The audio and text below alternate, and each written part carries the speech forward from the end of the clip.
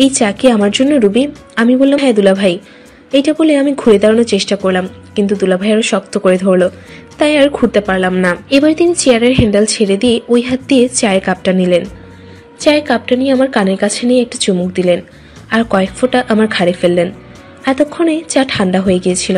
উনি বললেন, রুবি চায়ে দুধ কম হয়েছে। তারপর বললেন, তোমার ঘাড়ে একটু পড়েছে বলে চায়ের কাপ রেখে ওই হাত দিয়ে আমার ঘাড়ে হাত বুলিয়ে দিল। আমি তো পুরাই অবাক। আমার অবস্থা খারাপ হয়ে গিয়েছিল, কারণ রান্নাঘরে আমি একটু ঘেমেছিলাম, এখন পুরো ঘেমে গেছি, তাই সেমিজ গায়ের সাথে লেগে গেছে। এবার দুলাভাই আমাকে ছেড়ে দিলেন। আমি ভাবলাম যাক বাঁচা গেল। আমি এবার চোখ খুলে দুলাভাইয়ের চেহারার দিকে তাকালাম। দেখি উনি আমার বুকের দিকে তাকিয়ে আছেন আর একটু একটু হাসছেন। বললেন, কি ব্যাপার রুবি, তুমি তো একেবারে ঘেমে গেছো, ডাবগুলো তো দেখা যাচ্ছে। আমি তার কথা শুনে অবাক হলাম। তার মানে উনি চশমা ছাড়াও দেখতে পান। সবকিছুই তাহলে অভিনয় ছিল। হাই বন্ধুরা, কেমন আছো? প্রতিদিনের মতো আজকেও নতুন একটি ভিডিও নিয়ে চলে আসলাম। আজকের কাহিনী হলো আমার অন্ধ দুলাভাই আমাকে জোর করে কিভাবে খেলেছিল সেই গল্প। বন্ধুরা, আমি রুবি। আমার বয়স 25 বছর। আমার বিয়ে হয়েছে মাত্র কিছুদিন হলো।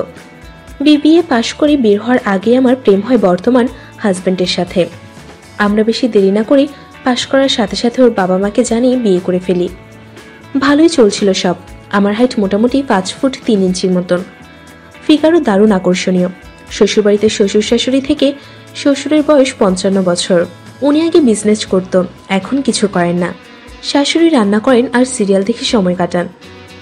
এখন আমি এসেছি, তাই বেশিরভাগ কাজ আমিই করি। বন্ধুরা, মূল গল্পে আসার আগে আমি আমার বিয়ের দিন কি ঘটেছিল সেটা একটু বলি। আমার বিয়ের দিনে আমি অনেক খুশি ছিলাম, কারণ আমি প্রেমের মানুষকে বিয়ে করেছি। কিন্তু সমস্যা ছিল, আমি একটু সন্দেহ করতাম যে আমার বয়ফ্রেন্ড, মানে এখন যে আমার বর, তার সাথে খেলাধুলার ইচ্ছা কম। ডেটে গেলে সে হাত ধরতো, কিন্তু অন্য কিছুই করতো না। বিয়ের দিন খেয়াল করলাম ওর দুলাভাই, মানে আমার ননদের স্বামী, আমার দিকে তাকিয়ে কি যেন ভাবছে। ছবি তোলার সময় সবাই পাশে এসে দাঁড়ায়, ছবি তোলে, কিন্তু দুলাভাই আমার পাশে এসে বসার সময় খেয়াল করলাম মনে হয় আমার বুকের দিকে দেখার চেষ্টা করছে। আমি ক্যামেরা দেখে আর কিছু বললাম না, ভাবলাম এটা কিছুই না। পরে ছবি তোলার জন্য আমার পাশের দুলাভাই আর আপা বসলো, আর ওর পাশে মা বাবা বসলো। ছবি তোলা শেষ হয়ে উঠে যাওয়ার সময় ফিল করলাম যে একটা হাত আমার পিঠে খোঁচা দিল, তারপরে একটা ধাক্কা দিল। এতে ক্যামেরার সামনে আমি কিছুই বুঝতে দিলাম না। তারপর দেখি দুলাভাই আমার পেছন থেকে হাত সামনে এনে আমাকে অন্যভাবে টাচ করলো। বিয়ের বাকিটুকু সময়ে আর কোনো সমস্যা হলো না। বন্ধুরা, এবার মূল গল্পে আসা যাক। এরপর 6 মাস কেটে গেল। আমি এখন চাকরি করি না বলে বাসায় থাকি আর শাশুড়িকে সাহায্য করি। হাজব্যান্ড মাঝে মাঝে ভালোবেসে আদর করে, কিন্তু আমি এসব ব্যাপারে কম জানি, তাই তেমন জমে ওঠে না। তো এরপর আমার বরের ট্রান্সফার হয়ে গেল। নতুন অফিসটা আমার ননদের বাসার কাছেই, তাই সিদ্ধান্ত হলো আমরা ওখানে গিয়েই থাকবো। সেই কথা মতো আমি আমার বর আমার ননদের বাড়ি চলে গেলাম। তো ভালোই চলতে লাগলো আমাদের দিনকাল। দুলাভাইয়ের সাথে আমার সম্পর্ক খুব ভালো হলো। আমার দুলাভাই তো প্রত্যেকদিন সকালে আমার হাতে বানানো চা ছাড়া খাই না। মাঝে মাঝে ইচ্ছে করে উনি চামচটা নিচে ফেলে দেন, তারপর বলেন, রুবি চামচটা তুলে দাও। এই সময় উনি আমার ডাব দেখার চেষ্টা করেন, কিন্তু আপা থাকলেই এই কাজ করেন না। মাঝে মাঝে চশমা নিয়েও এই কাজ করেন, বলে রাখা ভালো। দুলাভাই বলেন উনি চশমা ছাড়া নাকি কিছু দেখেন না। আজ আমার ননদ সকাল 10টায় বাজারে বের হন। আজকে ওনার মেজাজ খারাপ ছিল, কারণ তার চশমা ভেঙে গেছে, এই জন্য। আপা তাকে বাজারে নিলেন না। বললেন যে, রুবি তোমার দুলাভাই বাসায় থাকবেন, উনি চোখে কিছু দেখছেন না, তার চশমাটা ঠিক করেনি। আমি বললাম, ঠিক আছে আপু, আমি ওনাকে দেখে রাখবো। যেই আপু বাইরে গেছেন আর বাসায় আমার স্বামীও নেই, ওর প্রত্যেকদিন অফিস থাকে, তাই 8টার দিকে বেরিয়ে যায়, আর আমি দরজার ছিটকানি উঠিয়ে দিলাম।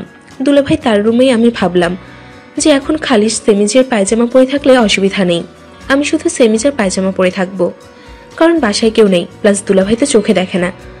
তাই আমি সবুজ রঙের সেমিজ পরে নিলাম।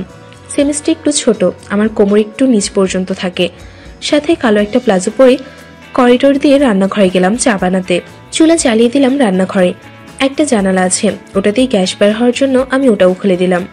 পরে পানি গরম হলে আমি চা বানাতে গিয়ে দেখি কে যেন চিনির পাঁচটা ডাইনিং রুমে রেখে দিয়েছে। নিশ্চয়ই আপনি করেছে এই কাজ। আমি চেয়ারের সামনে দাঁড়িয়ে একটু ঝুঁকে ডাইনিং টেবিলের ওপর থেকে বাসনটা নিচ্ছি। তখন একটু আওয়াজ পেলাম, কেউ যেন আসছে। ভাবলাম তাড়াতাড়ি বাসনটা নিয়ে চলে যাই। যখন সোজা হয়ে দাঁড়ালাম তখন বুঝলাম কেউ আমার পেছনে দাঁড়িয়ে আছে। একটু আর চোখে দেখে আমার পিছে দুলাভাইয়ের লুঙ্গি পরে খালি গায়ে দাঁড়িয়ে আছে, সামান্য ভুঁড়ি আছে, কিছু বুঝে ওঠার আগেই দেখি এক হাত আমার পেছনে আর এক হাত দিয়ে চেয়ারের হ্যান্ডেল ধরা। তারপর আমাকে জড়িয়ে ধরলো। আমি আর চেয়ার ধরলাম না, এক হাত দিয়ে অন্য হাতের 4 কাপ। এবার আমি কোনো রকমে তার হাত আমার থেকে সরিয়ে দিলাম। দুলাভাই বলে উঠল, মমতা এত বাধা দিও না তো, একটু ধরতে দাও। তো মমতা মানে আমার ননদ। আমি বলে উঠলাম, দুলাভাই আমি রুবি। এই কথা শুনেও না শোনার ভান করে দুলাভাই আরো জোরে জোরে আমাকে জড়িয়ে ধরলো। আমার সারা শরীরে ঝড় বয়ে গেল, বুকের ভেতরটা কেমন যেন করতে থাকলো। আমার হাতের 4 কাপটা কেঁপে উঠলো। তারপর একটু জোরে বললাম, দুলাভাই আমি রুবি, আপু তো বাইরে গেছেন আপনার চশমা নিয়ে।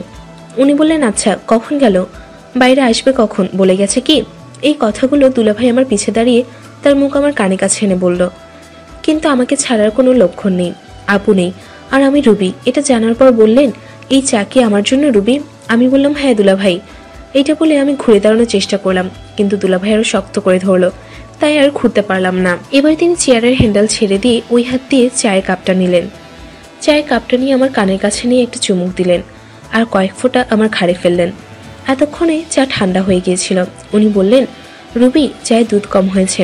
তারপর বললেন, তোমার ঘাড়ে একটু পড়েছে বলে চায়ের কাপ রেখে ওই হাত দিয়ে আমার ঘাড়ে হাত বুলিয়ে দিল।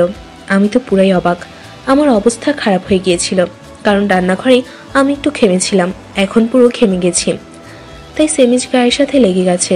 এবার দুলাভাই আমাকে ছেড়ে দিলেন। আমি ভাবলাম যাক বাঁচা গেল। আমি এবার চোখ খুলে দুলাভাইয়ের চেহারার দিকে তাকালাম, দেখি উনি আমার বুকের দিকে তাকিয়ে আছেন আর একটু একটু হাসছেন। বললেন, কি ব্যাপার রুবি, তুমি তো একেবারে ঘেমে গেছো, ডাবগুলো তো দেখা যাচ্ছে। আমি তার কথা শুনে অবাক হলাম। তার মানে উনি চশমা ছাড়াও দেখতে পান। সবকিছুই তাহলে অভিনয় ছিল। এবার আমার একেবারে কাছে আসলো। আমার পেছনে ডাইনিং টেবিল থাকায় আমি আর পিছিয়ে যেতে পারলাম না। আমি আমার 2 হাত টেবিলে রেখে ওনার সাথে সামনাসামনি মুখ করে দাঁড়িয়ে আছি। উনি আমাকে জড়িয়ে ধরে কিছু আরম্ভ করলেন। আমি এখন চোখ বুঝে দুলাভাইয়ের কাছ থেকে মজা নিচ্ছি। একটু পরে উনি খেলা শুরু করলেন। আমি প্রথমে বাধা দিলেও পরে মজা পেয়ে আর বাধা দিলাম না। এভাবে খেলতে খেলতে প্রায় 15 মিনিট হয়ে গেল।